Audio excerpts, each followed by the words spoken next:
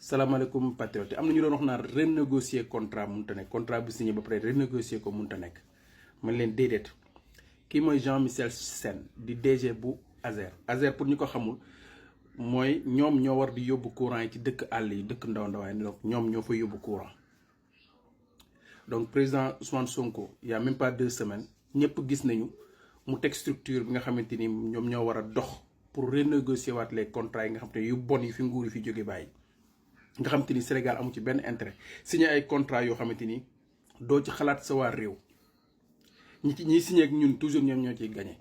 Donc Jean-Michel nga xamante mooy DG Azer dafa renégocier waat contrat boo xamante ni contrat 100 milliards la woon pour yóbbu courant ci 1500 villages pour yóbbu courant ci 1500 villages. Donc moom fexe na ba ñu yokk villages yi instant ñu ngi koy yokk ba 1740 villages donc muy une